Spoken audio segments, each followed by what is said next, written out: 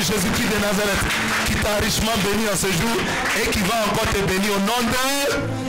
Je vous salue dans le nom de Jésus, serviteur, servant de Dieu. Valeureux serviteur, valeureux servant de Dieu, je vous salue dans le nom de Jésus. Amen. Que Dieu vous bénisse. Shalom à tous ceux qui nous suivent en ligne.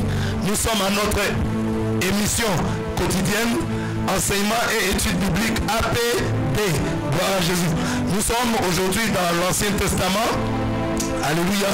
Ancien Testament, Genèse 24. Aujourd'hui, nous verrons Genèse 24, la partie 35. La dernière fois, nous avons vu partie 34. Aujourd'hui, c'est Genèse chapitre 24, partie 35. Est-ce qu'on peut rappeler rapidement ce qu'on avait dit en Genèse 23? Genèse 23 parlait de quoi? Gloire à Jésus. Oui. Genèse 23, ce qu'on a étudié la fois dernière dans la partie 34, parlait de la mort de Sarah et quand Abraham est allé chercher à acheter un champ, une possession sépulcrale pour enterrer Sarah. C'est puissant. Acclamez la parole du Seigneur. Acclamez la puissance de la parole. C'est puissant, hein? Alléluia. Il y a des futurs docteurs ici. Ils n'oublient pas les enseignements, ils retiennent. Amen. Et ils rappellent chaque fois. Gloire à Jésus. Que le nom du Seigneur soit béni. Encore, qui d'autre? Qu'est-ce qu'on a vu la dernière fois? Je pense que c'était l'essentiel et on va attaquer directement. Amen. On a vu qu'Abraham cherchait un terrain pour enterrer sa femme, Sarah. Gloire à Jésus. Donc Abraham avait, quand on veut enterrer sa femme, ça veut dire qu'il a perdu ça. Il a perdu sa femme. Amen. Il a perdu sa femme. Donc aujourd'hui, on va voir plutôt. La Bible dit quoi? Pleurez avec ceux qui pleurent et réjouissez-vous avec ceux qui se... On avait pleuré avec Abraham la dernière fois. Aujourd'hui, amen. Aujourd'hui, on va se réjouir. Genèse 24, la Bible dit, Rebecca demandait en mariage. Quand le mariage, c'est un événement heureux et malheureux. Hier, on a vu le décès de la femme d'Abraham. Aujourd'hui, on passe à un événement heureux. Que quelqu'un acclame le Seigneur pour le mariage. Que quelqu'un acclame le Seigneur pour le mariage. Gloire à Jésus. Donc on commence rapidement, on commence tout de suite. On a fini le rappel.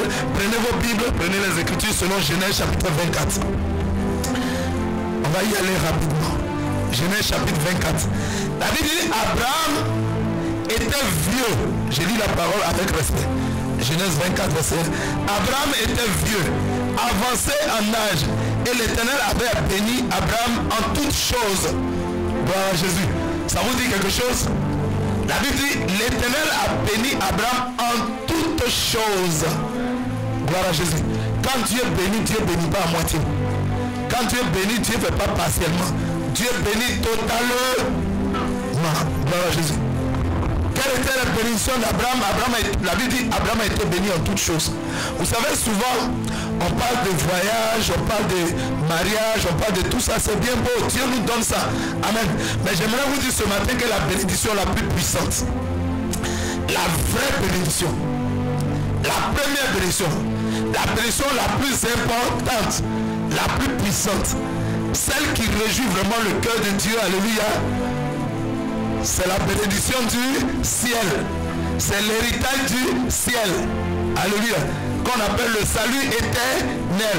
Qu'on appelle le salut en Jésus-Christ. C'est-à-dire c'est vivre, passer toute sa vie, passer toute son éternité auprès de Dieu, avec Dieu, au ciel là-bas. Est-ce que quelqu'un comprend? Qui recherche la bénédiction du ciel? Qui recherche le salut éternel? Nous tous, nous sommes ici à cause du salut en Jésus-Christ. Nous sommes ici pour hériter le ciel. Pourquoi? Parce que les bénédictions, la grâce, la vie terrestre, elle est maximum, minimum à 80 ans, maximum à 120 ans. Pour ceux qui sont les plus résistants. Amen, amen. Amen, amen. Mais au ciel, on y passera l'éternité. Et il y a aussi éternité en enfer. Et il y a éternité auprès de Dieu. C'est quelle éternité toi tu veux? Donc, la seule personne qui se donne cette éternité-là auprès de Dieu, c'est la personne et le nom de Jésus. Je seul acclame le nom de Jésus, qui nous donne de vivre éternellement avec Dieu. Alléluia. Amen, amen. Retenez que, alléluia, retenez que Dieu, amen, amen, Dieu a donné au Père de la foi, Abraham, d'expérimenter le salut. La Bible dit en Genèse 15, verset 6, la Bible dit quoi? Abraham crut en Dieu. Pour qu'Abraham reçoive le salut, la Bible dit, Abraham, toute sa vie avec Dieu, il crut en Dieu et Dieu lui imputa cela à justice. C'est-à-dire Dieu a mis ça à son compte. Pour être sauvé, il faut croire en Dieu. Alléluia. Amen, amen. Il faut croire véritablement en Dieu. La Bible dit c'est par la foi que nous sommes sauvés. Il faut recevoir Christ dans ton cœur. Il faut marcher en nouveauté de vie, dans la sanctification, dans la sainteté et pratiquer sa parole. Quelqu'un comprend? Alléluia. Amen, amen. Donc Abraham a reçu d'abord la plus grande bénédiction, la bénédiction la plus puissante, c'est le salut éternel. Vous avez vu que en Luc 16, vous avez, on va pas lire, vous avez vu que quand Abraham, alléluia, le pauvre Lazare est décédé, et que le riche homme qui vivait dans la luxure, dans l'abondance, mais qui ne se souciait pas d'un Dieu qui l'a créé. Il y a des gens qui sont comme ça, ils sont nantis financièrement, ils ont plein d'argent, plein de biens matériels, et puis ils ne cherchent même pas à savoir, j'ai une fille là, est-ce qu'il y a un Dieu même qui m'a créé même? Ou bien c'est moi-même qui suis venu sur la terre. Il y a des gens qui ne se soucient pas de ça. Ils ne se soucient pas des pauvres, ils ne se soucient pas des misérables. Pourtant Dieu avait envoyé au porte de cet homme riche là, un pauvre qu'on appelait Lazare. Un pauvre, il quoi? Pendant qu'un riche dans sa maison, il y a l'abondance de nourriture, le pauvre il n'a rien. Il a faim, donc il a besoin qu'on l'aide, mais le riche s'en soucie pas. Au lieu de donner à manger ou bien ses restes à Lazare, ses chiens même venaient lécher les plaies de Lazare. Et un jour, Lazare est bon. La mort ne connaît pas les riches, la mort ne connaît pas les pauvres, la mort ne connaît pas les fous, la mort ne connaît pas bébé, ne connaît pas adolescent, ne connaît pas adulte, ne connaît pas vieillard. La mort touche tout le monde. Quelqu'un comprend? Cet homme riche là, parce que il a l'argent, il va rester éternellement sur la terre. Il est mort. Lazare aussi est mort. Alléluia. Elle a dit, il s'est retrouvé avec Abraham. Lazare s'est retrouvé à Abraham. Quelqu'un comprend? Donc si Lazare s'est retrouvé à Abraham, ça veut dire quoi? Abraham est où? Le père de la foi. Il est au ciel. Gloire à Jésus. Amen, amen. Donc Abraham a reçu la bénédiction du ciel, la vraie bénédiction, la bénédiction parfaite qu'on appelle le salut. L'essentiel c'est quoi? Le ciel. L'essentiel c'est quoi? L'essentiel c'est le ciel. Quelqu'un acclame le Seigneur Jésus. La Bible ne dit-elle pas, Matthieu 6, 33, la Bible ne dit-elle pas, cherchez premièrement. Quelque chose qu'on cherche en premier, c'est quoi? C'est comment? C'est très important, c'est très puissant. Dieu même nous parle, il dit de chercher premièrement le royaume et la justice de Dieu. Et toutes les autres choses vous seront données par-dessus tout. Il y a d'autres versions de la Bible qui dit tout le reste. Donc la Bible appelle tout ce que nous cherchons là, le reste. Amen. Parce que là, selon le ciel, c'est le ciel qui est important, c'est le salut qui est important. Ton âme, alléluia, va vivre éternellement avec Dieu. C'est ça qui est le plus important pour le ciel. Gloire à Jésus. Amen, amen. Recherchons premièrement le royaume et la justice de Dieu. On doit rechercher à entrer dans le royaume de Dieu. Et sa justice, sa justification. Gloire à Jésus. Et tout le reste, la Bible appelle ça le reste. C'est que toi, les gens tuent les hommes à cause de ça. Dieu appelle ça le reste. Les gens vendent leurs enfants à cause de ça. Dieu appelle ça des choses. Une chose c'est quoi? C'est un objet. Ça représente quoi? Un objet représente quoi? Object, c'est là devant toi. Ça représente quoi? Le monde physique. Et ce que Dieu nous dit c'est important. Ça représente quoi? Le spirit, le monde spirit, le salut éternel. Quelqu'un comprend? Que quelqu'un acclame le Seigneur s'il comprend. Alléluia. Dieu nous dit le spirituel est le plus important et ça domine sur le ciel. Tu as eu le ciel. Tu as tout gagné. Amen. Lazare était pauvre sur la terre, mais au ciel là-bas il était riche. Gloire à Jésus. Amen, amen. Celui qui est héritier de Dieu, il n'est pas riche. La Bible dit Dieu nous a déjà bénis de toutes sortes de bénédictions dans les lieux. Il nous a déjà bénis. Gloire à Jésus. Même si tu te crois pauvre, si tu es riche. Quelqu'un comprend? Quelqu'un comprend? Seulement il faut que tu amènes cette bénédiction qui t'a déjà donné du monde spirituel, qu'il amène ça dans le physique pour que ce soit visible par tes yeux. Quelqu'un comprend très bien? Donc Abraham a eu le salut, il a eu la première plus grande de ceux, la plus grande. Mais Dieu dit le reste. Amen, amen. À cause du reste, les gens tuent les hommes, font des crimes rituels, assassinent des gens, on prend leurs poumons, leurs œsophage, leurs intestins, leur foie, leur langue. Ce que tu as laissé sur la terre pour partir en enfer, à cause de ça tu tues. Dieu appelle ça le reste. Gloire à Jésus. Il y a des serviteurs de Dieu qui commencent très bien. Tu as bien commencé. Ecclésiaste 7:8 dit quoi? La fin d'une chose vaut mieux que son... Mieux vaut la fin d'une chose que son commencement. Amen. Si tu peux bien commencer, l'essentiel pour Dieu c'est de persévérer. Continue à bien faire jusqu'à bien finir. Si tu commences bien que tu finis mal, tu n'as rien fait. Il y a des serviteurs qui commencent bien et après ils vont vendre leur âme au diable, soi-disant pour avoir le pouvoir, pour avoir les honneurs, pour avoir les richesses. Ça va, tu vas faire quoi avec ça? L'homme riche, quand il est mort, il est parti avec ses bateaux, il est parti avec ses avions, ses hélicoptères, ses voisins. Dès que tu es mort, dès que tes parents commencent à lutter ça, commence à lutter ça. Ah, donc vous n'aimez pas, donc c'est les richesses que vous aimez. Voilà Jésus. Amen, amen. À peine on t'a enterré, les gens commencent à lutter. Abraham a eu la bénédiction du ciel. Abraham a eu quoi d'autre? Il a eu aussi le reste. Dans le reste, il y a quoi? Abraham a connu une heureuse vieillesse. Le verset 1 nous a dit quoi? Abraham était vieux, ça veut dire quoi? Il y a des gens, ils font des enfants puis ils meurent, ils n'arrivent même pas à vivre les enfants. Ils n'arrivent même pas à vivre bien les enfants. Alléluia. À pouvoir communier les enfants pendant leur vieillesse, ils meurent vite. Mais la Bible dit Abraham a connu une heureuse vieillesse. Amen, amen. Quand tu connais une heureuse vieillesse, tu peux profiter encore de tes enfants. Quand je parle de profiter, ça dit vivre avec eux. Parce qu'un homme aime ses enfants. Tu peux passer du long moment avec eux, continuer à les éduquer, continuer à leur montrer le chemin, à suivre la voie de Jésus-Christ de Nazareth. Quelqu'un comprend? Acclame le Seigneur. Abraham a aussi eu le fils de la promesse. Qui était le fils de la promesse? Dieu a promis à Abraham. Il avait 75 ans, il a attendu 25 ans. Alléluia. L'enfant est venu à quel âge? À 100 ans. Abraham a patienté 75 ans. Finalement, il a été béni. Il a obtenu le fils de la promesse, Isaac. Gloire à Jésus. Abraham aussi a eu de nombreux serviteurs et de servants. Quelqu'un qui a beaucoup de serviteurs et de servants, il est qui? Il a un homme influent. Il a des gens pour le servir. Abraham a eu de nombreux serviteurs. Abraham avait aussi de nombreuses richesses matérielles et financières. Il avait aussi des puits. Abraham a creusé beaucoup de puits. Tout ça, ça symbolise tout ce que Dieu a donné à Abraham. Gloire à Jésus. Amen, amen. Tout ce que nous avons, c'est Dieu qui protège. Quand tu es un serviteur de Dieu, tout ce que tu as est protégé par la puissance du Saint-Esprit. Amen, amen. Amen, amen. Tous les biens d'Abraham étaient protégés par Dieu. Comme toi aussi, alléluia, un enfant de Dieu, tout ce que tu as est protégé par Dieu. Il y a des gens qui ont peur. Si je donne mon habit à quelqu'un, les sorciers vont m'envoûter. C'est que tu n'es pas vrai chrétien et tu n'as pas reçu ta délivrance totale. Alléluia.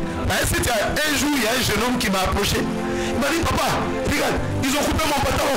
Ils ont coupé mon pantalon à l'église. Ils ont coupé mon pantalon à l'église. Il était perturbé. Ce que tu as, est-ce que tu connais ton identité? Est-ce que tu sais qui tu es? Je lui ai demandé, est-ce que tu es chrétien? Il dit, oui, je suis chrétien. Mais il dit, est-ce que tu es délivré totalement de tous les démons, les esprits? Il dit, oui, je suis délivré. Bon, prends le pantalon là, ils ont coupé tes yeux, prends, il faut aller leur donner. Vous avez vu pourquoi Jésus dit, si on vous demande quelque chose, donnez. Alléluia. Si on te prend ta tunique, mais il faut donner aussi ton boubou. Pourquoi Jésus dit ça? Tu peux prendre boubou de Jésus pour aller faire fétiche. Tu vas voir ce qui est dedans. Tu vas voir ce qui est. Acclame le Seigneur Jésus. Tu vas voir ce qui est dedans. Gloire à Jésus. Un vrai chrétien, même mort, il fait peur. C'est vrai ou c'est faux? Je ne parle pas des religieux. Je parle d'un vrai serviteur de Dieu. Un vrai enfant de Dieu. Qui a connu Christ, qui est né de nouveau. Qui a reçu l'Esprit de Dieu. Alléluia. Il est un danger pour le monde spirituel. Même son habit est un danger. Quand on envoie même ton habit là, le fétiche dit, qui t'a dit d'amener un habit comme ça ici? Ça là, c'est pas pour c'est un habit qui va gâter tous mes fétiches. Ils ont peur même de ton habit. Ils ont peur de tout ce que tu as. Regardez, Élisée est mort. Alléluia. Le grand prophète Élisée, on l'a jeté dans la fosse. On l'a enterré. Amen. Et pendant que les gens partaient enterrer mort, gloire à Jésus, ils ont appris une mauvaise raison. Ils ont fui, ils ont jeté le mort et ils ont commencé à courir. Le mort est tombé à côté du tombeau d'Élysée. Son bras a fait comme ça. Ça a touché les os d'Élysée. Il s'est levé, il voit les autres courir. Le mort s'est réveillé. Le mort a commencé à courir. Quand il a ressuscité les morts, même un chrétien mort qui est dans 5 heures. Regardez, souvent, quand les gens veulent faire les fétiches, ils envoient les gens sur les tombeaux pour recueillir un peu de trucs sur les tombeaux. Mais il faut faire attention. Tombeau, c'est pas ton. Ne va pas sur le tombeau des chrétiens. Vrai là-dedans. Si c'est les chrétiens, mais vrai chrétien, il ne faut pas aller sur le tombeau. Même moi, même le chrétien fait peur. Alléluia. Les autres d'Élysée ont ressuscité un mort. Le mort a repris vie. Et lui-même, il voyait que tout le monde courait, il avait quoi? Aïe. Il a gagné en tant que quelqu'un acclame le Seigneur Jésus. Gloire à Jésus. D'ailleurs, la Bible dit qu'Abraham a été béni en toutes choses. Gloire à Jésus. Alors, verset 2 rapidement. Abraham dit à son serviteur le plus ancien de sa maison. On a dit quoi? Tout à l'heure quand on parlait d'Abraham a été béni, on dit qu'il avait beaucoup de serviteurs de servants. Et maintenant, Abraham dit à son serviteur le plus ancien. Quand on dit le plus ancien, ça veut dire qu'il a beaucoup de serviteurs. Mais il y a un qui est le Coran. En Afrique ici, en langue marocaine, quand on dit le Coran, ça veut dire l'ancien. Ça veut dire que l'Éternel Dieu est l'ancien des jours. Il est l'ancien des temps. Que quelqu'un acclame l'ancien des temps. Il dit à son serviteur le plus ancien, il dit l'intendant de tous ses biens, c'est-à-dire lui qui gère toutes ses richesses. Il dit quoi?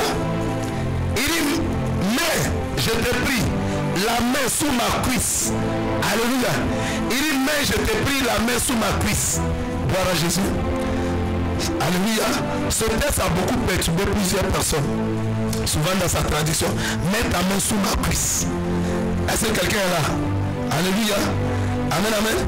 Il dit, mets ta main sous ma cuisse. En fait, ça ne veut pas dire mets ta main sous ma cuisse. La Bible appelle ça des euphémismes. Un euphémisme, c'est quoi? Pour ne pas choquer l'homme. Alléluia. Parce que nous sommes des chrétiens, nous sommes des enfants de Dieu. La Bible dit, donnez-vous des saints baisers. Il y a des choses qu'on ne doit pas dire. Il y a des mots qui choquent. Il y a des mots, alléluia, qui choquent les gens. Donc pour ne pas utiliser ces mots, souvent, la Bible explique. La Bible utilise des expressions, alléluia, qu'on appelle des euphémismes. Un euphémisme, c'est un style de langage, alléluia, c'est une forme de langage pour ne pas choquer, mais plutôt pour adoucir. Quelqu'un comprend? Amen, amen. Abraham dit à son serviteur, il dit, mets ta main sous ma cuisse. Dans l'expression, ça ne veut pas dire, mets la main sous ma cuisse. Amen, amen. Amen, amen. Mais Abraham dit à son serviteur le plus fidèle, il dit, attrape ma partie intime.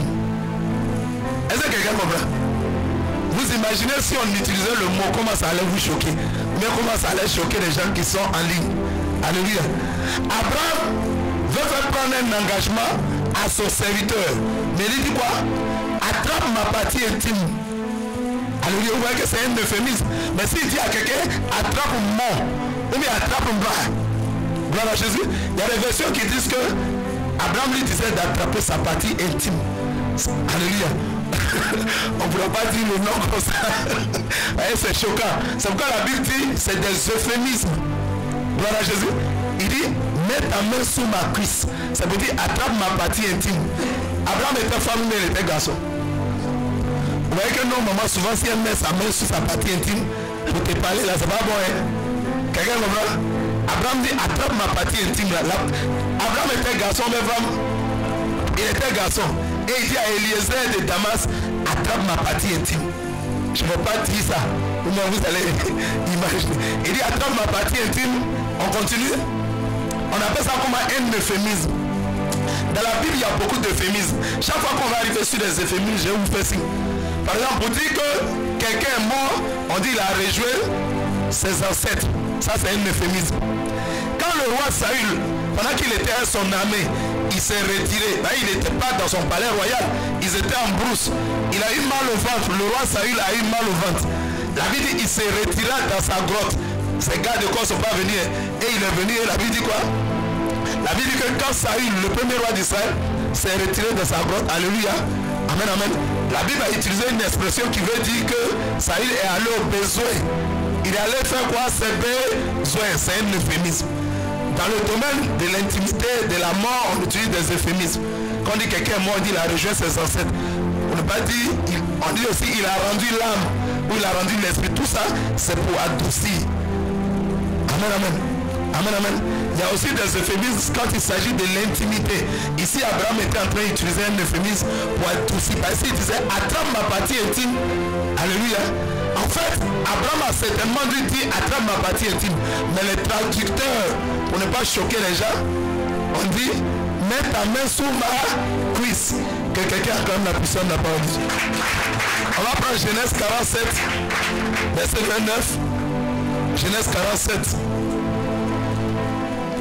Vous allez voir encore ici un autre euphémisme de cette partie intime là, alléluia, où Jacob, il a vieilli en Égypte lorsque son fils Joseph était le gouverneur de toute l'Égypte.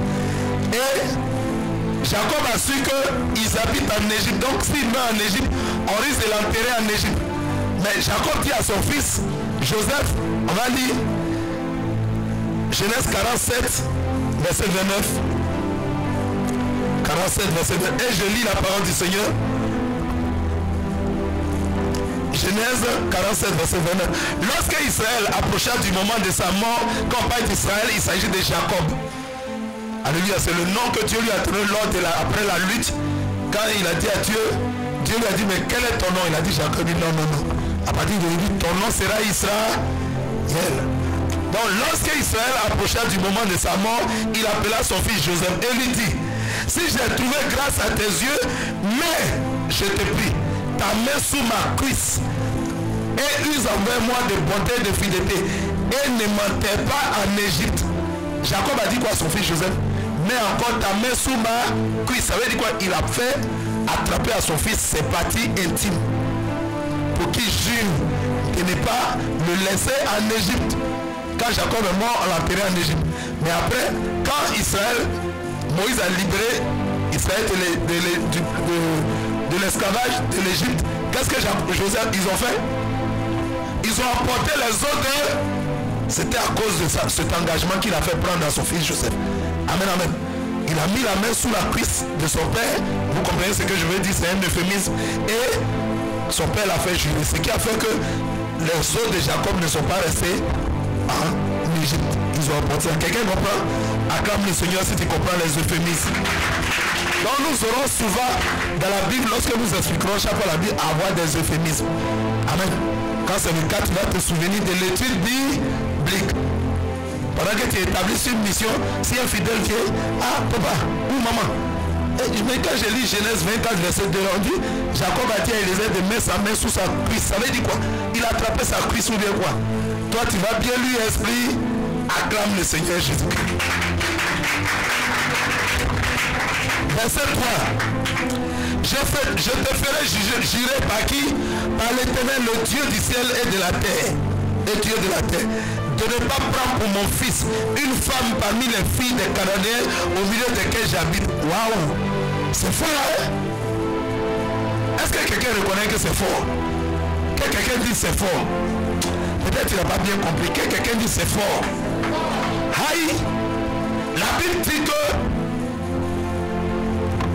alléluia, Abraham dit à Élisée de Damas, il ne faut pas prendre femme.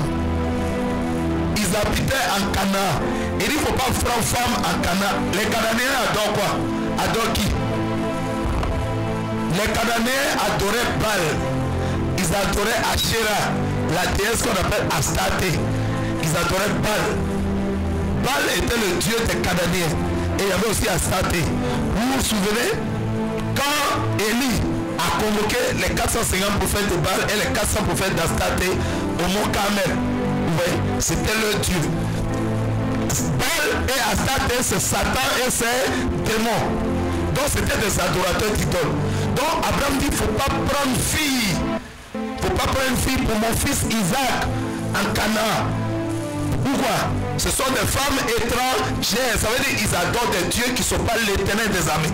Ils adorent des dieux qui ne s'appellent pas Jésus-Christ. Donc c'était des païens. Est-ce que quelqu'un comprend? Est-ce que quelqu'un comprend que c'est fort? Aujourd'hui, beaucoup de chrétiens s'amusent à marier des païens. Alléluia. Des chrétiens voient, c'est un joli garçon, il a joli nez. Bon, je vais le marier. Le pasteur lui dit, ah, tu connais l'alliance que nous avons avec notre Dieu. On ne doit pas s'allier avec... Deutéronome 7, verset 3 dit quoi? Deutéronome chapitre 7, verset 3. Vous ne vous allierez point par mariage. Dieu est clair ou il n'est pas clair? Vous ne vous allierez point par mariage avec ces peuples-là. Il n'a pas parlé de... Il dit alliance du mariage. Il ne faut pas te marier avec un païen. Il ne faut pas t'unir avec une païenne, quelqu'un qui n'a pas encore connu Jésus, qui ne connaît pas encore Jésus. Il faut pas. Est-ce que les chrétiens comprennent ça? Est-ce qu'un chrétien écoute la parole de son Dieu? Est-ce qu'un chrétien comprend la parole de son Créateur? Vous savez, ceux qui fabriquent les machines, ils accompagnent les appareils, les objets de leur fabrication d'une notice, un papier qui indique que voilà comment tu dois faire, voilà ce que tu ne dois pas faire. Le fabricant de machines à laver, il accompagne l'objet de sa fabrication d'une notice. Le fabricant de machines à tondre le gazon, il a une notice qui accompagne ça. Le fabricant de frigo, le fabricant de congélateur, quelle que soit la machine, celui qui la fabrique l'accompagne toujours d'une notice. Et le Dieu qui nous a créés, nous a accompagnés de notre notice. La notice d'un enfant de Dieu, d'un chrétien, c'est la Bible.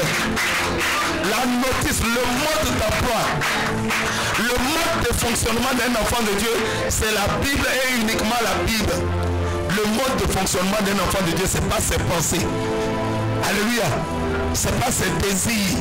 Ce n'est pas ce que toi-même tu désires. Ce n'est pas ce que toi-même tu penses. Ce n'est pas ce que toi-même tu veux. Parce que tu as une notice. Tu as un mode d'emploi. Tu as quelque chose qui te dirige et qui te gouverne. Tu as quelque chose auquel tu dois t'attacher, sur lequel tu dois t'appuyer. Tu as une chose qui est ton socle, ton fondement, ton rocher, le rocher de ton salut. Tu as quelque chose qui est ta base. Tu as quelque chose qui est ta boussole. La boussole fait quoi? C'est la boussole qui nous guide, qui nous dit où on doit tourner, où on doit aller, comment on doit avancer. La boussole. La Bible est ta boussole. Oh enfant de Dieu, est-ce que tu comprends la parole de ton Dieu? Oh enfant de Dieu, élu de Dieu, est-ce que tu comprends la parole de ton Dieu? Alléluia. Est-ce que tu comprends la parole de ton Créateur? Alléluia. Tu as un mode de fonctionnement qui est déjà établi. Tu ne dois pas marier une païenne. Tu ne dois pas t'allier avec quelqu'un qui ne connaît pas Jésus. Pourquoi Dieu nous dit ça? Parce que si tu le fais, tu vas souffrir. Ce n'est pas Dieu qui va souffrir. Tu vas souffrir. Pas parce que le jeune homme est méchant. Pas parce que le monsieur est méchant. Pas parce que la fille est méchante. Pour le moment, elle est douce. Pour le moment, il est gentil. Pour le moment, il a un bon cœur. Mais qu'est-ce qui peut demain l'empêcher de prendre deuxième femme si tu as marié, de prendre troisième femme, de prendre quatrième? Qu'est-ce qui peut l'empêcher ça? Alléluia. Il n'a pas l'esprit de Dieu. Il ne connaît pas Jésus. Tu risques de rentrer dans un cercle vicieux. Tu risques de rentrer dans un cercle de souffrance ininterrompue. On connaît beaucoup de soeurs comme ça. Les pasteurs ont dit, c'est lui là, il ne connaît pas Jésus. Il dit, Seigneur, pasteur, je vais le marier, Dieu va le transformer. Hein? Dieu va le transformer comment?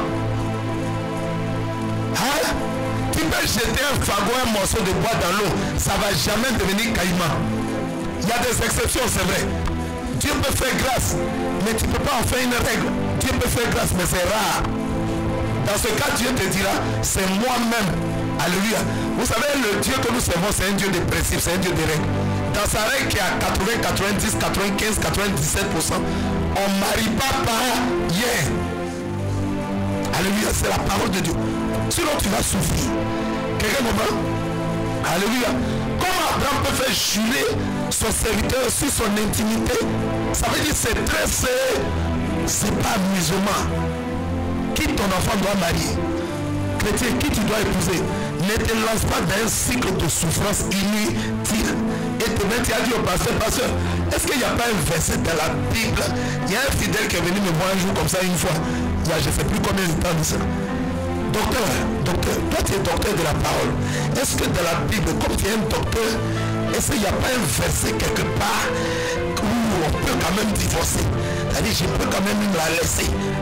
est-ce qu'il n'y a pas docteur? Regarde, toi, mais tu es docteur, regarde. Il dit, je ne suis pas docteur. Alléluia. C'est qui est écrit à elle. Prends la Bible, toi, mais tu as lu. Deutéronome 7, verset 3. Vous ne vous allierez point par mariage à ces peuples-là. Plein de sœurs sont dans l'église. Elles sont là. Je ne dirais pas qu'elles sont versées parce que ce sont des servants de Dieu remplis de puissance, des serviteurs de Dieu. Amen. Ils sont là, ils sont nombreux. Elles sont là, elles sont nombreuses. Tu ne vas pas chercher femme dedans. Quand tu t'en vas au dehors, là, c'est là-bas, tes yeux brillent. Ça veut dire que tu cherches le chemin de l'égarement. Plein de sœurs qui sont dans l'église, elles sont remplies de feu, de puissance. Alléluia.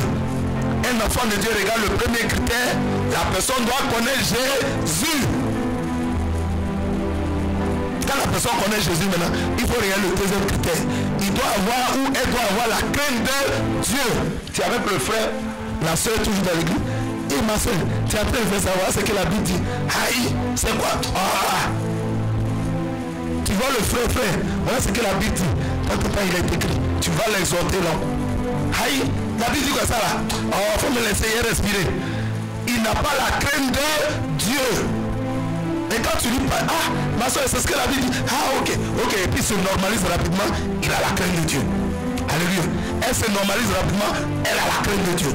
Abraham dit, ne va pas chez les païens pour chercher femme pour mon fils Isaac.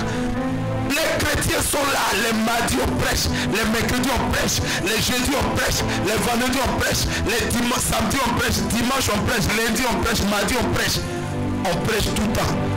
La Bible dit, Dieu parle tantôt d'une manière, tantôt d'une autre, mais l'homme n'y prend point garde. Dieu parle. Alléluia. Celui qui a créé la bouche, il ne peut pas parler. Celui qui a créé l'oreille, il n'entend pas, il parle. Mais les enfants de Dieu font la sourde oreille. Les chrétiens n'écoutent pas Dieu. C'est ta notice, c'est ta boussole qui est là. Josué 1 dit quoi? Il dit que ce livre de la loi ne sera pas de ta bouche. Agis fidèlement selon tout ce qui est écrit. C'est alors que tu seras heureux. C'est alors que tu auras du succès. C'est alors que tu réussiras. Jean 13, 17. Jean chapitre 1, verset 17. Si vous savez ces choses, vous êtes heureux pourvu que vous les pratiquez. Ce n'est pas parce que tu viens écouter tu te dis toujours que tu seras heureux. Alléluia. Est-ce que quelqu'un me comprend? Ce n'est pas parce que tu viens tout le temps faire études pour que tu seras heureux. C'est quand tu vas mettre ça en pratique. Quand tu ne vas pas aller chercher fille païenne. Quand tu ne vas pas aller chercher un garçon païen. C'est là que tu seras heureux. Acclame la puissance de la parole. En fait, Dieu ne parle pas en vain. Dieu est le Tout-Puissant. Il ne parle pas en vain. Quand Dieu dit quelque chose, il sait pourquoi il le dit. Il est le maître du spirituel. Il connaît tout, il sait tout, il voit tout. Quand Dieu dit qu'il faut pas prendre femme étrangère, il sait pourquoi il le dit. Voilà Jésus. Amen, amen. Amen, amen.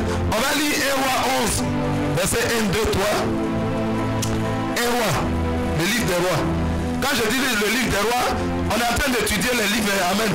Quand je dis le livre des rois, on est dans quel groupe de livres dans l'Ancien Testament? Les livres historiques. Les livres historiques. Allons dans 1 roi 11. Dans les livres historiques, tu as trouvé Josué, Juge, Ruth, 1 Samuel, 2 Samuel, 1 roi, 2 rois. Donc allons dans 1 roi 11 rapidement. C'est après Samuel.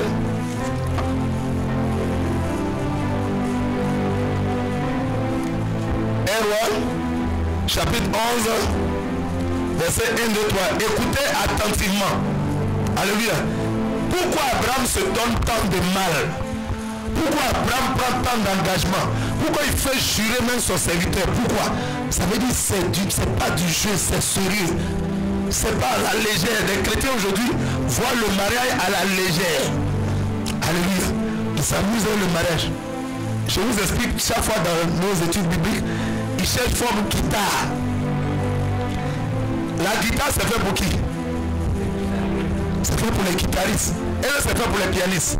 Il y a forme guitare, il y a forme pianiste, il y a forme flûte. Mais ça fait pour chacun. Toi, tu es un pianiste, tu vois forme guitare. Elle a une forme guitare. Pour aller, tu vas jouer guitare même. Quand ça va chauffer là, tu vas voir, te laisser partir ailleurs là-bas. Quelqu'un comprend?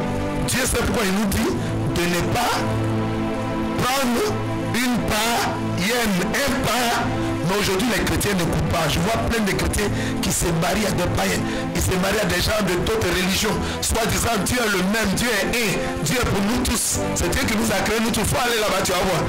Tu penses que Dieu va le transformer. Si vous avez fait 5 ans, 10 ans, 15 ans, il va te laisser, il va aller prendre d'autres femmes. Il va aller prendre une autre fille, tu as raison, toi, tu vas pleurer. Mais est-ce que Dieu t'a pas averti? Est-ce que Dieu t'a pas averti? Il t'a averti, c'est ça là, il ne voulait pas. Gloire à Jésus. Parce qu'au commencement, il est gentil. Elle est gentille, elle se comporte bien. Mais quand toi qui connais Jésus, tu vas t'unir à lui, les esprits vont commencer à se manifester, à le contrôler pour te faire souffrir. Amen, amen. Amen, amen. Sauf l'exception, l'apôtre Paul dit, l'exception ici, c'est pas vous deux, vous êtes chrétiens, vous connaissez bien Jésus, ou bien tu connais bien Jésus, tu t'es marié par un non, c'est pas de ça. L'exception dont Paul parle, l'exception dont l'apôtre Paul parle, il parle de deux personnes qui ne connaissaient pas Christ. Vous deux, vous ne connaissez pas Christ, vous ne connaissez pas Jésus, vous n'avez pas Jésus. Et vous deux, vous êtes des païens, mais vous ressentez le désir de vous marier. Et vous partez vous marier. Maintenant, dedans, et découvre Jésus plus tard. Alléluia. Ça, c'est l'exception. Et vous deux, vous ne connaissez pas Jésus. La Bible dit, il ne faut pas l'abandonner. Qui sait, si la femme qui est non convertie sera sauvée par son mari, elle n'est pas sauvée immédiatement, mais à force de vivre avec toi, quand il va voir tes bonnes manières, la Bible dit en Matthieu 5 verset 16, alléluia, que votre lumière luise ainsi, alléluia, devant les hommes, afin qu'ils voient vos bonnes œuvres et qu'ils glorifient votre Père qui est dans les cieux. La Bible dit, femme, que sais-tu si tu sauveras ton mari? C'est pas parce que tu es lui, alléluia, qu'il est sauvé, non. Mais à force de vivre avec toi, il va voir tes bonnes manières de faire. Il va dire, ah, j'ai fait tout, mais elle est toujours ça. Attends, je vais connaître son Dieu là. Ça peut l'amener au salut, ça peut l'amener à accepter Jésus. Quelqu'un comprend? Donc c'est très sérieux. Prenons de 1 roi 11, verset 1. Quelqu'un a ça? On lit, je vais lire rapidement. Gloire à Jésus, je lis. Écoutez attentivement. Le roi Salomon aima beaucoup de femmes étrangères. Outre la fille de Pharaon, des Moabites, des Ammonites, des Édomites, des Sidoniens, des Étiennes. Il prend tout sauf chrétien. Il prend tout sauf sa soeur. Verset 2. Appartenant aux nations dont l'Éternel avait dit aux enfants d'Israël, vous n'irez point chez elles et elles ne viendront point chez vous. Dans quel texte Dieu a dit ça? Deutéronome 7, verset 3. Il a dit, vous ne vous salirez point par mariage avec ces peuples-là. Vous ne prendrez point vos filles pour donner à leurs fils. Alléluia. Et vous ne donnerez point vos fils à leurs filles. Il dit, le sens contraire contre lui, c'est pas possible. Ne le faites pas. Verset 2. Allons-y au verset 3. Il dit, appartenez, il dit quoi? 11. Verset 2. Appartenant aux nations dont l'Éternel avait dit aux enfants d'Israël, vous n'irez point chez elles et elles ne viendront point chez vous. Elles tourneraient certainement vos cœurs du côté de leur Dieu. Alléluia. Et ce fut à ces nations que s'attacha Salomon, entraîné par l'amour. Dieu a dit quoi? Il a parlé à qui? Il dit aux enfants d'Israël. Quels sont les enfants d'Israël? Israël c'est qui? Israël c'est Jacob. Jacob était en alliance avec qui? Avec le Dieu d'Israël. Alléluia. Avec l'éternel Dieu. Qu'on appelle Jésus-Christ de Nazareth. Alléluia. La Bible dit c'est ces femmes-là que Salomon aime. Les enfants d'Israël aujourd'hui c'est qui? Spirituellement dans l'esprit, les enfants d'Israël c'est qui? C'est les chrétiens, les vrais chrétiens. Dans l'esprit, dans le spirituel, les enfants d'Israël c'est les vrais. Un vrai chrétien ne se marie pas à païen. Je ne sais pas comment dire ça. Que les chrétiens écoutent, les chrétiens du monde entier écoutent la pureté de la parole de Dieu, la profondeur de la parole de Dieu. Ne te marie jamais avec un païen, s'il te plaît. Ne te marie jamais avec une païenne, s'il te plaît. Sauf si c'est une exception. Les exceptions sont rares. Quand on dit exception, 99% peut être la règle. Et exception, ça peut être 1%. Alléluia. Dieu a dit à Israël qu'il ne devait jamais s'unir aux nations étrangères. Mais un jour, c'est Dieu qui dit, alléluia, à Adassa, Esther, la cousine de Mardoché, de se marier à Assuérus, qu'on appelle aussi Xerxès, l'empereur de l'empire de la Perse et de la Médie. La Perse, c'est l'ancien nom de l'Iran. Ça veut dire que c'était un Iranien. C'est une condition exception. C'est Dieu qui est le maître. S'il dit fais, on fait quoi? S'il dit ne fais pas. Mais je n'ai pas dit d'avoir les révélations. Saint-Esprit m'a révélé que la telle religion là, c'est ma femme. Tu vas prendre ce qui est, tu vas voir qui a mis l'eau dans le coucou. Est-ce que quelqu'un comprend? Quand Dieu a dit ça à Israël, quand il a dit ça à Esther, c'est parce que son peuple était menacé. Il y a un descendant de Agag, le roi des Ammonites, qui s'apprêtait à tuer tout le peuple d'Israël. Quand il est descendu, alléluia, quand le peuple d'Israël était sous domination perse, le diable a suscité Agag, Aman, on l'appelle Aman l'Agagite, c'est le descendant d'Agag. Agag le roi, alléluia, Ammonite que Saül devait exterminer, qui n'a pas tué. Il a eu le temps, vivant dans le camp d'Israël, d'avoir une descendance à une fille. Et donc il a eu une descendance. Voilà Jésus. Et c'est l'un de ses descendants, il voulait exterminer, il a dit au roi Assuérus, il y a un peuple dans notre nation ici, là, dans notre empire ici, ils ne respectent pas nos lois. Il faut les tuer tous. Donne une loi, on va les détruire. Imaginez-vous un seul instant que ce peuple, c'était tous les juifs qui étaient là. S'ils avaient été détruits, quelle était la grande conséquence? Si tout le peuple juif, le diable avait réussi par Aman à exterminer le peuple juif, qu'est-ce qui allait se passer? La prophétie de Dieu ne se réaliserait jamais. On dirait de Dieu qu'il est menteur. Dieu dit le Messie va descendre de la tribu de Juda. La tribu de Juda, c'est quoi? C'est Israël. La tribu de Juda, c'est une tribu qui descend d'Israël. Donc si tous les juifs ont été tués, il n'y aurait plus de Jésus. Parce que Dieu a déjà donné sa parole. Dieu peut faire tout, rien n'est impossible à Dieu. Mais Dieu dit il va descendre de Juda. Donc il faut qu'il descende des juifs. Et Aman voulait tuer tout. Donc Dieu a fait le plan B. Dieu a dit si c'est comme ça, allez, vache, tu dégage. Esther, viens prendre la place. Allez, je vais vous utiliser comme un instrument, alléluia, comme un canard pour ma gloire, pour sauver mon peuple, afin que le Messie vienne comme je l'ai dit. Que quelqu'un acclame la puissance. Dieu est le gouverneur de tout l'univers. Il fait ce qu'il veut. Personne ne le commande. Mais toi, en tant que son enfant, s'il dit qu'il ne faut pas marier femme étrangère, il ne faut pas marier femme et... Il ne faut pas commencer à avoir des révélations. Il y en a qui aiment trop mariage par révélation. Le Saint-Esprit m'a révélé ma soeur. Toi qui es là, le Saint-Esprit me dit, tu es ma côte. Dis à quelqu'un mensonge. C'est la chair. Alléluia. Il voit la soeur, elle est bien potelée là, et c'est ce qu'il aime là. Donc il commence à prophétiser. Il ne faut pas être un prophète de mode. Vous savez, Dieu peut donner les mariages par prophétie, là, faites attention. Je n'ai pas dit que ça n'existe pas, que ça ne peut jamais se faire, mais j'ai dit, faites attention. Mariage par prophétie. Le même qui a dit aujourd'hui, Dieu m'a dit, ma soeur, tu es ma côte. 6 mois après, 8 mois après, quand il va voir une autre soeur qui brille bien, il va dire, parce que tu vois, la soeur, c'est une sorcière. Depuis que je l'ai mariée, là, mon ministère n'avance pas. Il me faut une femme du ministère. Vous n'avez jamais entendu ça? La Bible dit, n'abandonnez pas la femme de la jeunesse. Femme que tu as souffert avec elle. Elle a marié beau flottant et toi, on appelle ça beau flottant. Les gens disent beau flottant, c'est un beau flottant. Parce que quand les femmes là mettent ça dans l'huile, ça flotte sur l'huile.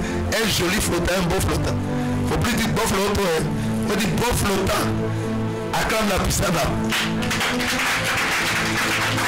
Gloire à Jésus.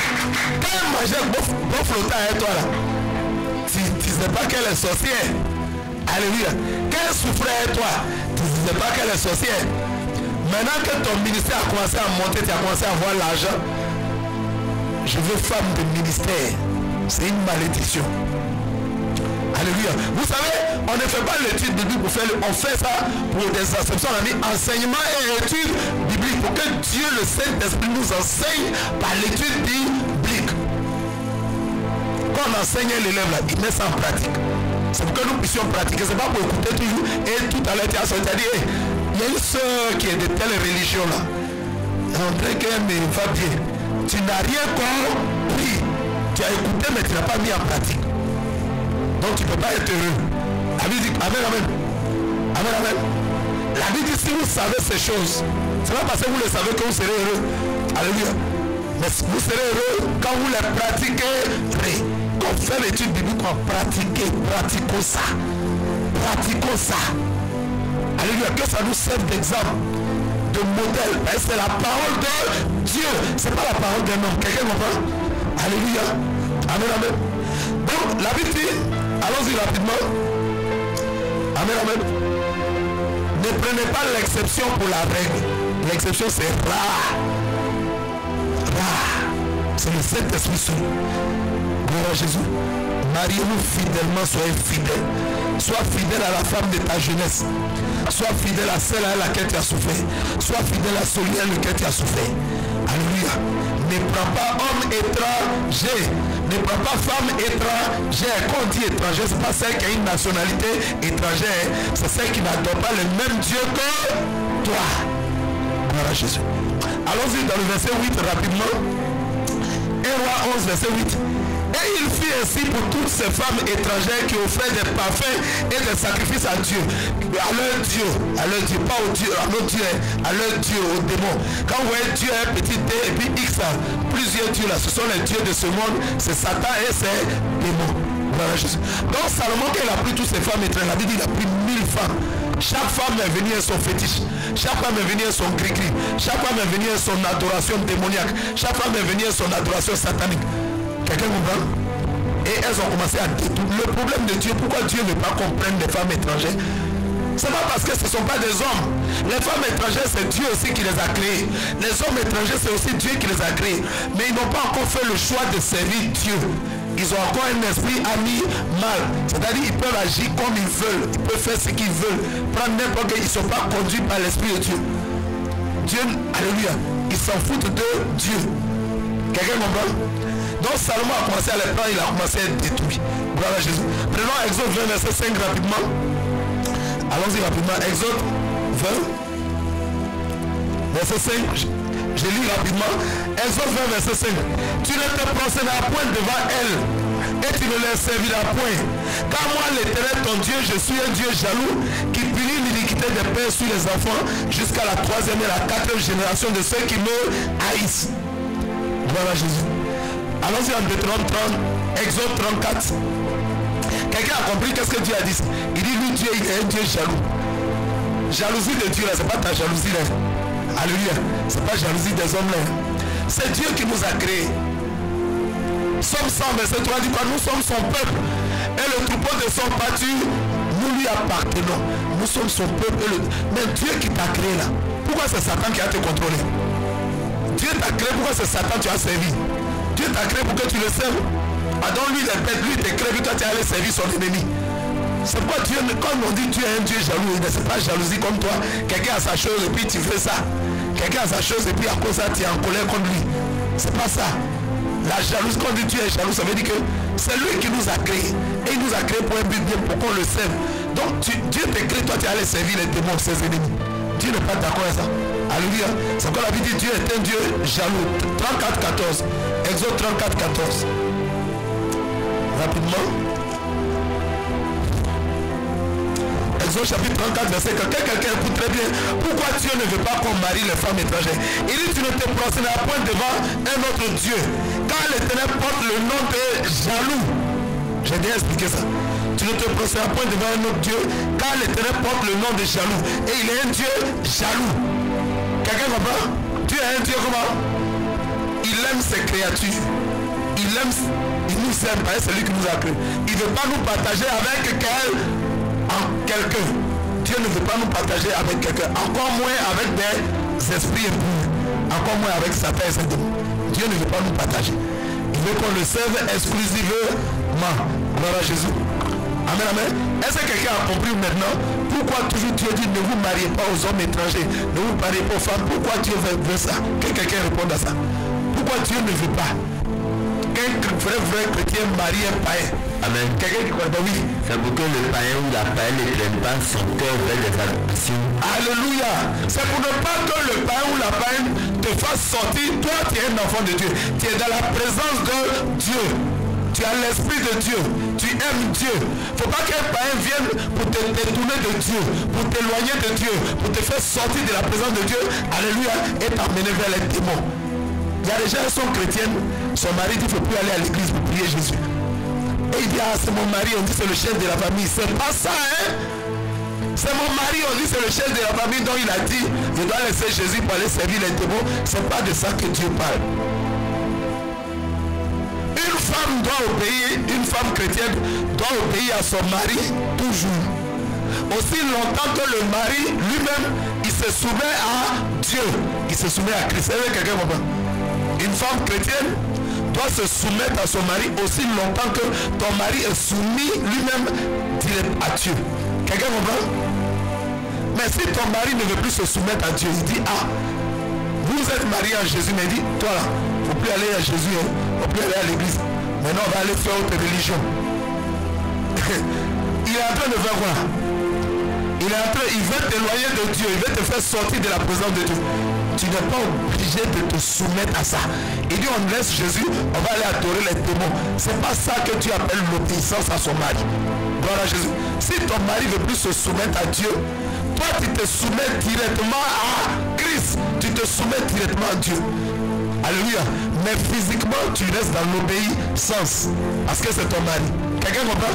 Si tu on va plus à l'église, on s'en adorer les démons, tu n'as pas. Tu pries Dieu et puis tu vas à l'église. Alléluia. Ça, tu ne te soumets pas à lui spirituellement. Mais physiquement, quand il revient de l'adoration de Jésus, tu prépares sa nourriture. Tu chauffes son eau. S'il dit maman viens me masser, tu le masses. Tu t'occupes de lui. Tu accomplis tes tâches ménagères. Tu accomplis, alléluia, alléluia, tu accomplis tes charges vis-à-vis de ton mari. Tu le respectes toujours. C'est pas parce qu'il dit de ne plus adorer Jésus que tu vas l'insulter. Tu vas être désagréable, tu vas commencer à l'injurier. Tu vas commencer à lui manquer de respect. C'est pas ça. Alléluia.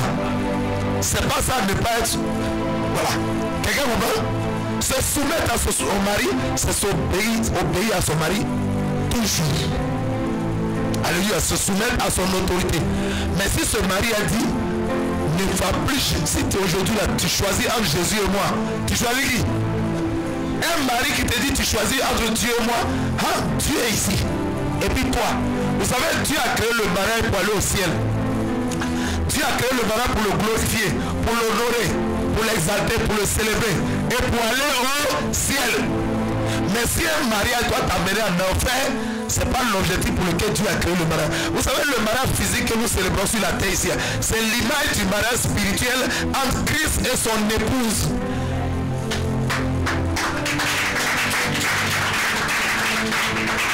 Si tu veux acclamer, tu acclames bien.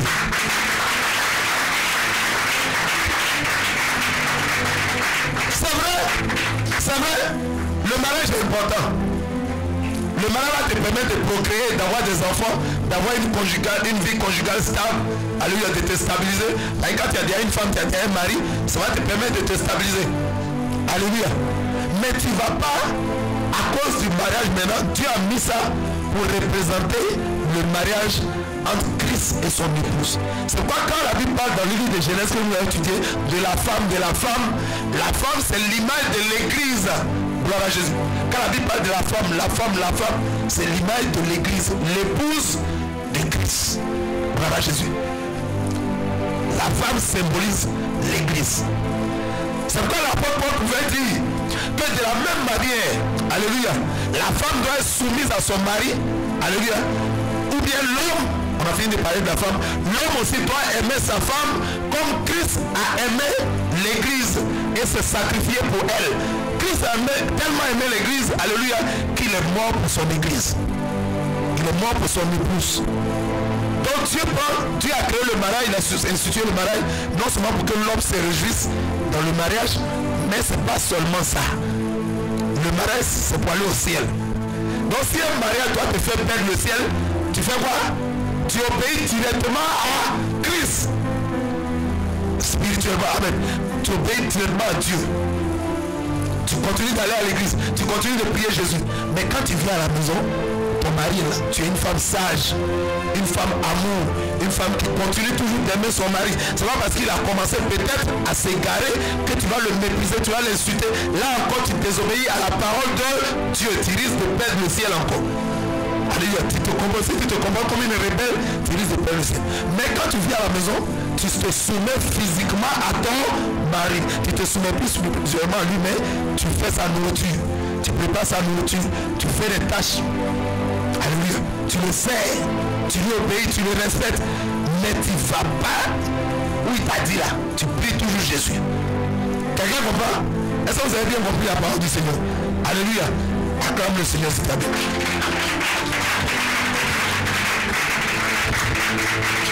Je t'ai oublié d'expliquer ça pour que vous compreniez que quand Dieu dit de ne pas épouser une femme étrangère, est-ce que Christ dit que le monde entier est son église? Ils ne le connaissent pas. Les païens disent c'est mon église. Il n'a jamais dit ça. Christ connaît son église, l'église de Christ. Alléluia, c'est le rassemblement de tous ceux qui se sont repentis. C'est le rassemblement de tous ceux qui ont pris conscience de leur vie mauvaise, de leur péché, qui se sont repentis, alléluia, qui sont revenus à Dieu, qui ont confessé leur péché, alléluia, et qui ont décidé d'abandonner leur mauvaise vie et désormais de suivre Christ dans le chemin et de marcher en nouveauté de vie. Quelqu'un comprend? Mais Dieu ne veut pas qu'on marie les personnes étrangères. J'ai déjà expliqué ça. Pour ne pas que ces personnes-là nous fassent quitter sa présence, pour que nous ayons en enfer. Pour ne pas que ces personnes nous éloignent de nous. Quelqu'un comprend bien? Acclame la puissance de la parole de Dieu. Je pense que tu as bien compris. Gloire à Jésus. On va aller rapidement. Retournons maintenant à notre texte. Retournons rapidement à notre texte. Genèse 24. Si vous avez bien compris ça, regardez pourquoi Abraham fait jurer son serviteur sur son intimité. Ça veut dire c'est fort, ça veut dire c'est grave, ça veut dire c'est sérieux. Voilà Jésus. Allons-y dans le verset 4. Mais il dit, mais d'aller dans mon pays et dans ma patrie, prendre une femme pour mon fils Isaac. Aller dans ton pays, dans ta patrie, ça veut dire quoi? Combat de patrie, il n'y a qu'un nom dedans, il y a père, patrie. Toi et puis la soeur en Christ.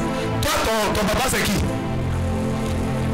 Elle, son papa c'est qui? Vous avez le même père. Abraham dit, va dans ma patrie, alléluia, prends une femme pour mon fils Isaac. Il est en train de nous donner l'enseignement spirituel pour dire un enfant de Dieu. Mais papa n'est étranger pour marier ceux qui adorent les dieux étrangers. Il va dans sa patrie. La patrie c'est quoi spirituellement? C'est ton église. C'est ta communauté. Alléluia. Amen, amen. Gloire à Jésus. Quelqu'un comprend? Tu vas dans ton église, tu vas dans ta communauté, ou bien tu vas dans une véritable communauté qui connaît vraiment Christ. Alléluia. Amen, amen. Quelqu'un comprend? Il dit, mais va dans ta patrie. Il dit d'aller dans mon pays, dans ma patrie, prendre une femme pour mon fils. Quelqu'un comprend le sens spirituel? Ça veut dire chrétien, Marie, chrétien, chrétienne, Marie, chrétien, Marie, chrétienne, chrétienne, Marie, chrétien. Alléluia. Peu importe ce que les gens du monde vont dire, ah, c'est là, ils se marient entre eux. C'est ça Dieu nous a dit. Nous on marche comme Dieu nous a dit. Et c'est écrit dans notre notice. Notre notice dit, on ne marie pas quelqu'un d'autre. Si tu vois un frère en Christ, tu n'es pas dit de venir à l'église à cause de lui, peut-être que Dieu peut t'attirer et te gagner à cause de lui. Allons-y dans le verset 5. Le serviteur lui répondit, peut-être la femme ne voudra-t-elle pas me suivre dans ce pays-ci? Devrais-je mener ton fils dans le pays d'où tu es sorti? Verset 6. Abraham dit, garde-toi, dit menez-moi.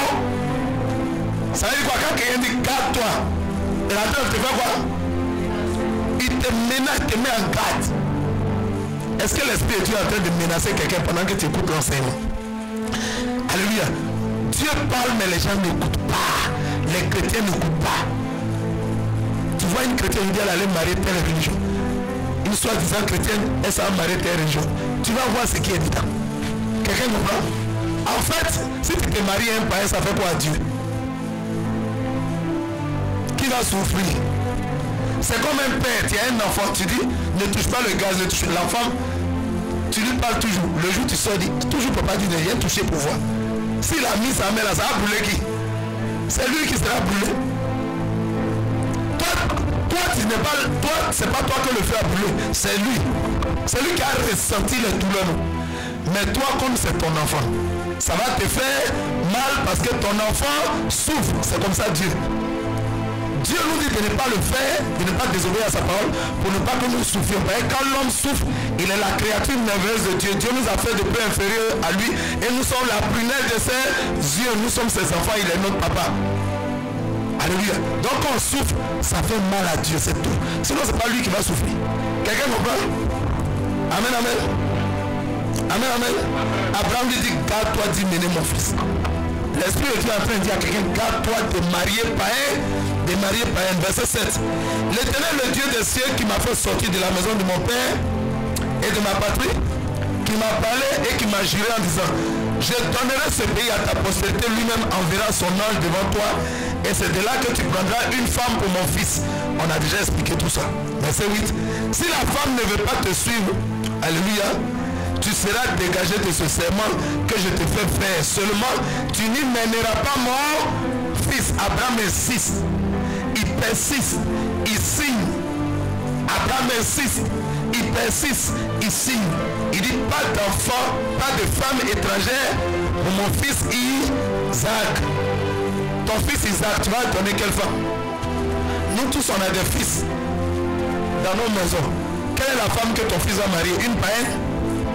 Souviens-toi de cet enseignement. Alléluia. Amen, amen. Amen, amen.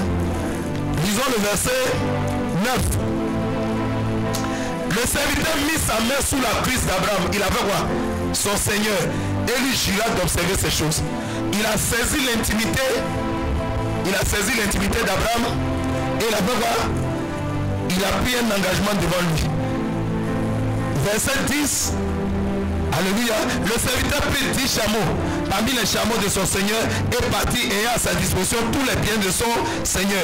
Il s'éleva et alla en Mésopotamie à la ville de Nachor. Voilà Jésus. On appelle ça comment? La préparation du voyage.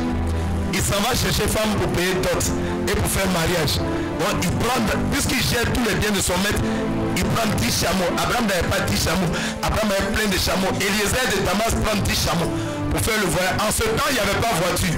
Donc on voyageait sur des ânes, sur des chevaux et surtout sur des chameaux. Donc Eliezer a pris 10 chameaux. Allons-y rapidement. Verset 11, il fit reposer ses chameaux sous les genoux hors de la ville près d'un puits au temps du soir.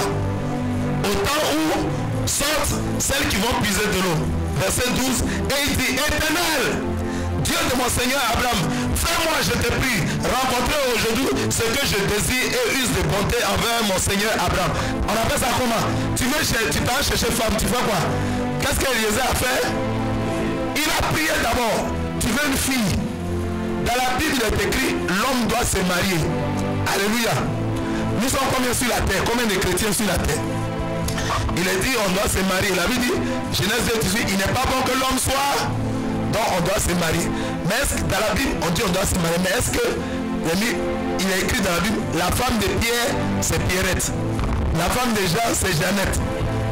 La femme de Hugues, c'est Huguette. Elle, c'est écrit. Ça veut dire quoi? De manière personnelle, alléluia, si on veut se marier, on doit interroger qui? Le Saint-Esprit, on doit interroger Dieu. Seigneur, tu m'as dit je dois me marier, mais il y a plein de sœurs en Christ. Qui est ma femme? Eliezer a prié avant toute démarche, il a prié. N'oublie pas de prier avant toute démarche de mariage. Parce qu'un jour, tu ne diras pas, on ne m'a pas prévu. Tu peux voir une fille. Il faut interroger le Seigneur. Il a dit, invoquez-moi et je vous répondrai. Il dit, demandez et vous recevez. Il faut demander au Seigneur avant de te marier. Alléluia. Parole d'un ancien. Je sais de quoi il parle. Alléluia. Parole d'un ancien. Mariage, c'est intéressant, c'est bon. Alléluia. Mais il y a quelque chose dedans aussi. La Bible appelle ça comme un foyer. Dans un foyer, il y a quoi là-bas? Il y a le feu. Le feu fait quoi? Ça brûle. Alléluia. Mariage et tout, c'est intéressant, mais il y a feu dedans. Il faut que tu rentres avec le partenaire, avec la partenaire que Dieu a prévu pour toi. Mais ce n'est pas Dieu qui te la donne, il l'envoie vers toi. Et c'est toi-même qui dit, oh, voici celle qui est hausse de mes os et chair de ma. Il y a du feu dans le foyer, dans le mariage. Il faut bien prier. Est-ce que quelqu'un comprend ce conseil-là? Est-ce que quelqu'un comprend l'enseignement sur le mariage? Gloire à Jésus. Il ne faut pas seulement écouter, puis demain tu as dit, on m'avait rien dit là. J'entends des gens qui disent, si tu es rentré, ta papa me dit, papa, est-ce qu'il n'y a pas un enseignement, un verset biblique, doctrinalement parlant, selon la doctrine? Toi, est-ce que toi, je lui ai dit, il n'y a pas parole de ça. Il faut gérer ça. Tu es rentré déjà, c'est fermé, c'est scellé. Il faut gérer. On ne sait pas plus. Voilà Jésus. David dit à Matthieu 19, verset, que l'homme donc ne sait pas, c'est que Dieu a.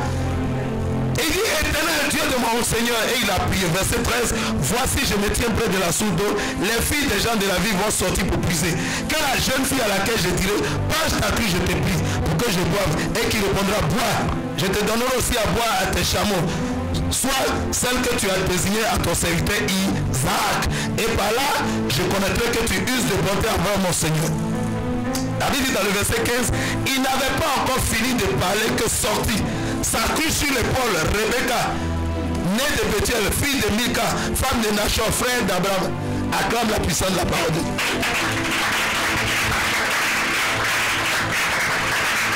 Verset 16, alléluia. C'était une jeune fille très belle de figure. Alléluia. Dis à quelqu'un beauté naturelle. Dis à quelqu'un beauté naturelle. Acclame le Seigneur Jésus qui a fait la beauté naturelle. Beauté naturelle. La Bible dit c'était une jeune fille très belle de figure.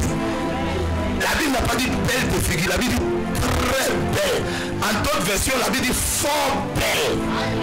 Aïe. Acclame le Seigneur Jésus. Beauté naturelle. Beauté naturelle. Alléluia. Qui connaît ce que c'est que la beauté naturelle? La beauté naturelle, ça vient de la main de Dieu. Cette beauté-là vient des doigts de Dieu. Regardez les doigts de Dieu. Dieu est en train de créer. Dieu qui a créé l'univers. Tac, tac, tac, tac. Il taille le visage. Il place les cheveux naturels. Il taille les lèvres. Il taille le nez. Beauté naturelle. La beauté naturelle vient de la main de Dieu. Qui peut dire que Dieu ne s'est pas fabriqué? Qui peut dire que Dieu ne sait pas faire? Qui peut corriger Dieu? Qui peut faire mieux que Dieu?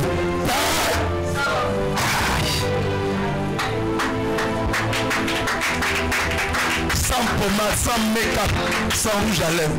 Écoutez bien les Écritures, écoutez bien la profondeur de la parole de Dieu. Dans le livre des origines, alléluia, qui est la Genèse, Dieu parle de beauté naturelle. Quand les pharisiens ont dit à Jésus, mais est-ce qu'un homme peut divorcer sa femme et bien ça? Jésus dit non, non, non, non. Il dit aïe. Pourquoi? Mais Moïse nous a dit qu'on peut écrire lettre, lui donner, puis on la chasse, puis on prend une autre. Jésus a dit, il n'en était pas ainsi au commencement. Pourquoi Jésus parle du commencement? C'est le commencement de quoi? Quel est le livre des commencements? Quel est le livre des origines? C'est la Genèse. Dans la Genèse, Dieu nous a déjà montré que, alléluia, on doit épouser une seule femme. Et que le divorce n'est pas permis. Gloire à Jésus. Amen, amen. Que l'homme donc ne sait pas ce que Dieu a joué. En tout cas, si c'est Dieu qui a joué, on ne sait pas. Ça veut dire quoi? Si Dieu n'a pas joué, on va voir. La seule exception, c'est quand Dieu n'a pas joué. Par exemple, mariage forcé. Ouais, pourquoi dans le mariage, à la dot, on demande à la fille, le monsieur est venu la déposer ça. Est-ce qu'on peut prendre? Pourquoi on lui demande? C'est là que les parents prennent. On demande pas son consentement, son accord. Quand tu arrives à la mairie, consentez-vous à prendre pour époux, tu dis oui. Elle dit oui. Tu as donné quoi? Ton accord. Vous arrivez à l'église, consentez-vous à prendre encore? Tu réponds oui. Elle répond oui. Ça va combien de fois? 3 fois. C'est arrêté dans le spirit. Voilà Jésus.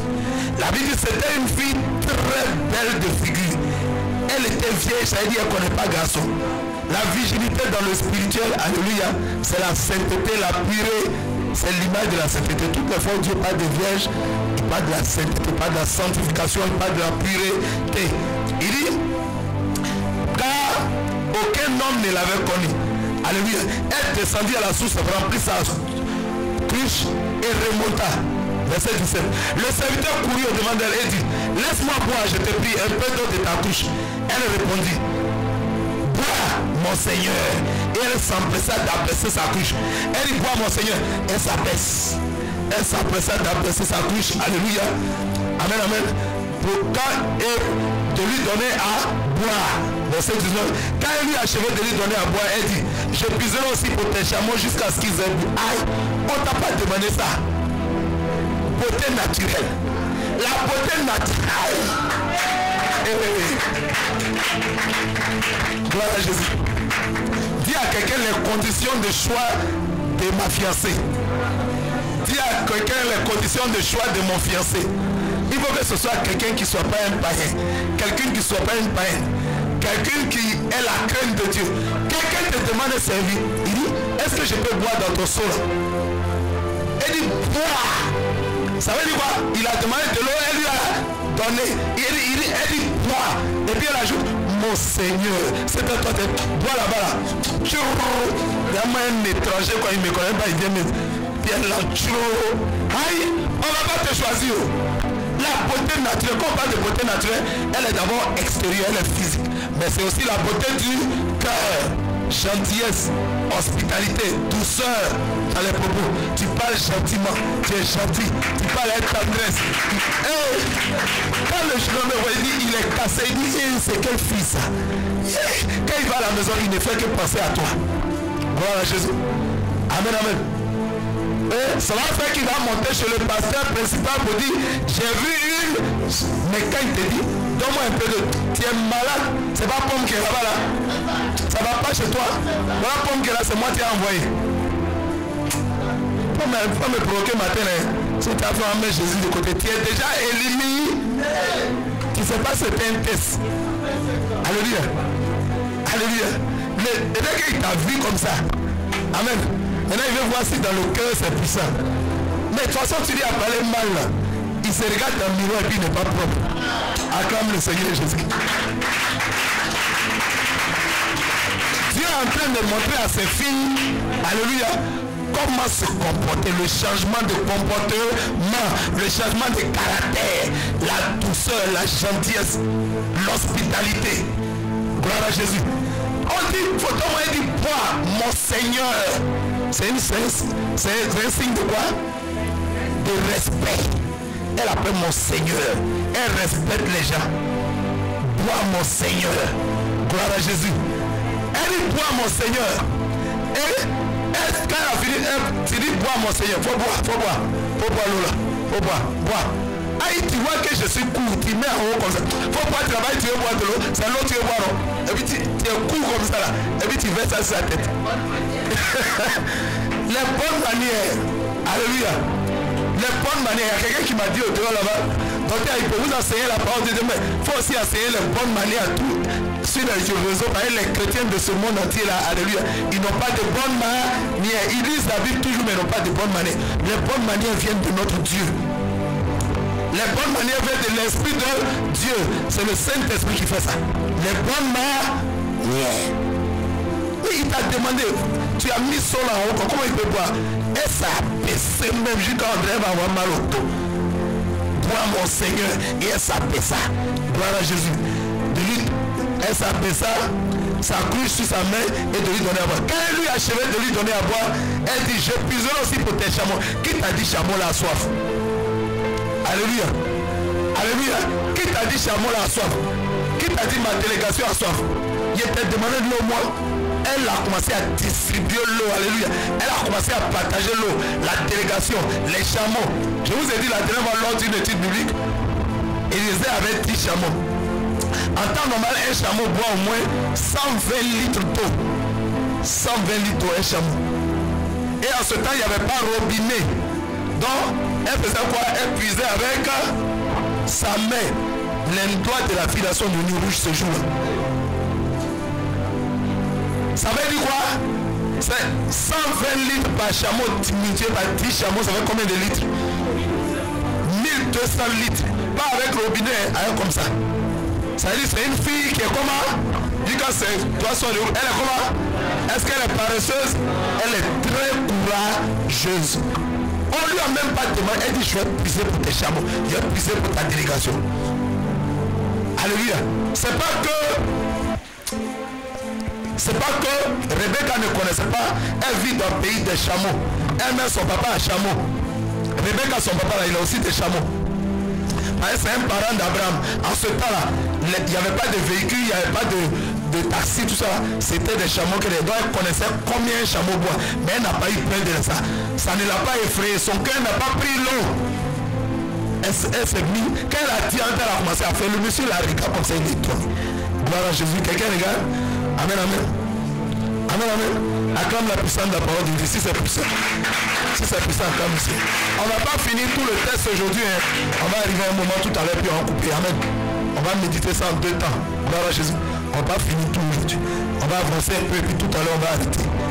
Que quelqu'un acclame le Seigneur. Et il y a beaucoup de révélations dedans. Quand il y a beaucoup de révélations, on ne peut pas faire vite.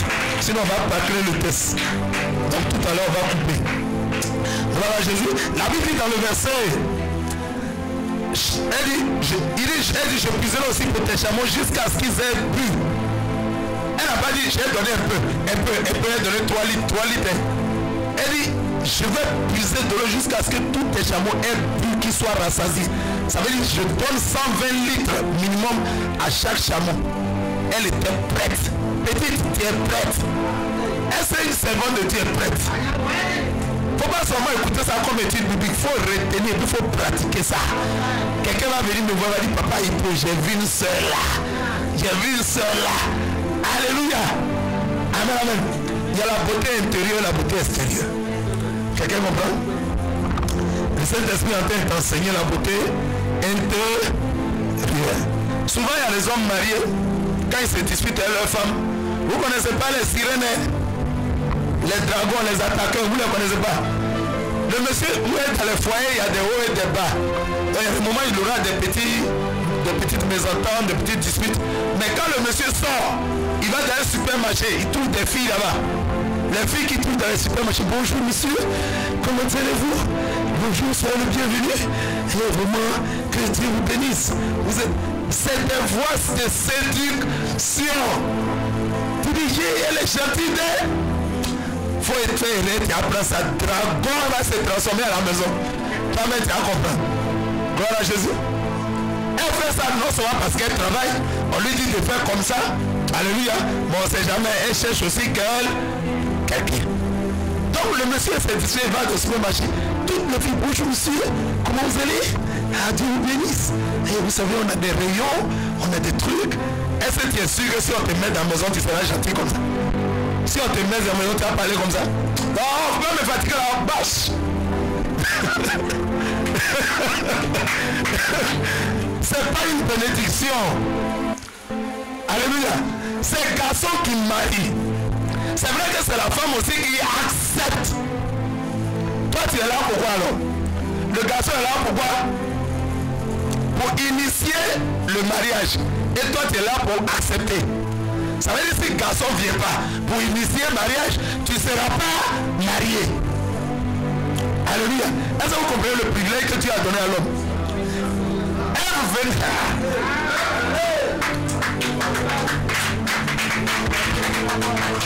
La Bible dit Dieu créa Ève et l'emmena vers Adam. Que quelqu'un médite bien les écrits. Dieu créa Ève, il l'emmena vers Adam. Quand on amène quelqu'un vers quelqu'un, il va commencer à dire voici Adam qui est arrêté là. Et Dieu m'amène vers Adam. Je fais comment? C'est comme ça, je viens? Je viens comment? C'est le crabe. Dis c'est le crabe qui marche comme ça. Il faut dire je ne suis pas crabe. Est-ce que je viens comme ça? C'est les morts vivants qui marchent en marche arrière. C'est les génies, les esprits de génie. La vie de Dieu forma Ève l'emmena vers Adam. Donc Dieu amène Ève vers Adam. Adam est arrêté là, il regarde vers Ève. Et Ève vient. Ève fait comment? Elle regarde comme ça. Elle voit bien Adam et Adam. Mais quand elle le regarde, bon gosse, joli garçon. C'est le premier homme. Mais est-ce qu'Ève a ouvert la bouche pour parler? Est-ce qu'Ève a dit, hey, c'est quel beau garçon, qui est un mignon garçon, qui est sans tache ni produit gagné? Est-ce qu'Ève a dit ça? Elle a fermé ça. Ça veut dire quoi dans le sujet? Ça veut dire que femme ne va jamais vers l'homme. Tu es là et c'est lui qui te remarque. En général, nos femmes vivent son mari, ne remarquent pas. Mais les garçons sont là. Les garçons, ils sont des observateurs. Mais la femme elle pense à ça, elle est là, elle vit sa vie. Et le monsieur la regarde. C'est pas la Bible dit ne réveillez pas l'amour qui dort. Pendant qu'elle n'y pense pas, elle est en train de faire l'œuvre de Dieu. Ne viens pas lui dire, je veux marcher avec toi. Ne viens pas dire, je suis monté chez l'évangile pour marcher avec toi. Et 3 semaines après, 3 mois après, tu dis, tu montes encore chez l'évangile. Non, la soeur là, c'est pas ça. C'est pas elle. Tu avais dit le Saint-Esprit t'a convaincu. Maintenant, le Saint-Esprit t'a plus convaincu. Ça veut dire que tu as menti sur le Saint-Esprit. On ne ment pas sur Dieu. La Bible dit Dieu est redoutable. On ne se moque pas de Dieu. C'est qu'un homme aura semé, il le moissonné. Il ne faut pas t'amuser le cœur des sœurs. Ne t'amuse pas le cœur des sœurs. Alléluia. C'est pourquoi Eliezer a bien prié d'abord. Avant d'aller monter chez lui, il faut bien prier. Est-ce que quelqu'un m'écoute? Prie bien. Réfléchis bien. Intercède bien. Prie bien. Quand c'est confirmé, attesté, signé, alléluia, validé, écrit dans ton cœur, maintenant tu viens voir l'évangéliste. Mais il y a des gens, ils font comme des plaisanteries. Il vient, on dit, on te dit, j'ai vu une soeur. Après, il s'en va.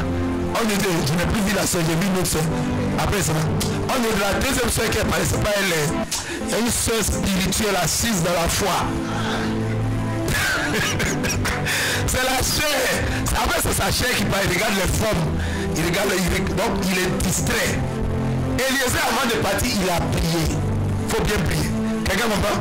Sinon ça fait du mal aux soeurs. Quand tu viens, tu pars, tu réveilles. Maintenant elles s'entendent ce qu'on la marie. Et après tu viens dire. J'ai vu plein de soeurs qui ont pleuré. Sont venus me voir. Je ne parle pas de notre communauté. Alléluia. Parce qu'en tant que des serviteurs de Dieu, Dieu envoie plusieurs serviteurs plusieurs chrétiens bien lourds. Où je suis ici là. Je ne dirai pas la communauté, mais Dieu envoie des gens. Docteur, pasteur, je voilà mon mari fait bon. Donc un jour j'ai dit au Seigneur, mais je suis pasteur d'APD, non. Pourquoi tu envoies les gens de d'autres communautés? Il dit, tu es pasteur de mes brebis. Partout il y a mes brebis. Alléluia. Si j'ai mis quelque chose en toi, je vais les envoyer vers toi pour que tu leur enseignes la parole, pour que tu les conseilles.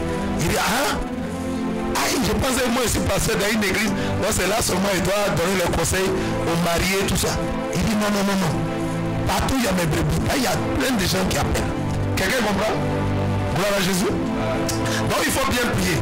Donc il y a des femmes qui sont venues, voilà dans mon église. Le monsieur il est allé voir les pasteurs, puis 2 mois après il dit que non, c'est pas moi qui vraiment le Saint-Esprit lui a révélé quelqu'un. Pourtant j'ai dit, il avait dit quoi? Il a dit c'est le Saint-Esprit. Je vous ai pris prier bien. Eliezer a prié. Il ne faut pas réveiller l'amour qui dort. Quelqu'un comprend? Laisse ça dormir. Quand le propriétaire va venir, il va prendre. Quelqu'un comprend? Acclame la puissance de la parole de Dieu. C'est quoi? Bon. Il va nous rester 2 ou 3 versets puis on a fini. Est-ce qu'on a encore du temps? Homme de Dieu? On a plus du temps. Bon, c'est qu'on va couper. On était à quel verset? Elle s'empressa de vide. Voilà. Donc jusqu'à ce qu'ils aient tous bu. Alléluia. Elle s'empressa de vider sa cruche dans l'abreuvoir et courut encore au puits pour puiser. Et elle puisa pour tous les chameaux. Elle puise, elle s'est empressée, elle court. Et la Bible n'a pas dit, mais tu envoies quelqu'un. Elle dit, elle-même, elle veut te montrer au menu, elle veut te montrer que tu n'es rien, tu n'as rien dit. Tu l'as envoyé, voilà. Mais la Bible, elle s'empressa. Elle prend le Eliezer, là, il la regarde. Elle s'empressa, elle vient presque. La Bible, elle s'empressa, elle dit, elle court. Aïe! Et ce travail-là, c'est pressé. C'était une bonne fille. Si le ciel dit, tu es une femme de bien, si le ciel dit, tu es un homme de bien, c'est que tu es vraiment un homme de bien. La Bible dit, Joseph était un homme de bien, ne voulant pas diffamer Marie. Rebecca était une femme de... Acclame la puissance de la parole de Dieu. Quelqu'un va se tenir debout, on va s'arrêter là pour aujourd'hui. On s'est arrêté à quel verset? Verset 20, ok. Donc on va continuer demain. Alléluia, tiens-toi debout et acclame le Seigneur. Qui a été béni? Est-ce que quelqu'un a reçu quelque chose? Si tu as été béni, acclame puissamment le Seigneur. Acclame puissamment le Seigneur. On va prier. On va prier rapidement. Seigneur, nous te disons merci. Élève la voix, ouvre la bouche, dis à Dieu merci, dis-lui merci. Pour toutes ces études bibliques, dis-lui merci. Pour tout ce que tu es en train de faire dans ta vie, dis-lui merci. Dans ton ministère, dis-lui merci. Alléluia. Pour tous ces conseils de vie qui sont pratiques et pragmatiques, qui serviront à ton ministère demain quand tu seras établi par la mission. Quand tu seras établi par la mission sur une église, tous ces conseils te serviront. Et tu vas paître le peuple de Dieu. Tu vas t'occuper d'eux avec la parole de Dieu. Alléluia. Dis merci à Dieu. Père, merci pour toutes ces études bibliques, tous ces enseignements. Si quelqu'un a reçu quelque chose qui dit merci au Seigneur, te disons infiniment merci, que sois infiniment reconnaissant. Sois béni, ô grand roi, parce que tu nous as encore richement béni ce jour encore par cette étude biblique. Au nom puissant de Jésus, nous avons prié. Amen, amen. Que quelqu'un dise amen. T'aimerais bénir. À demain. Shalom. Que Dieu vous bénisse.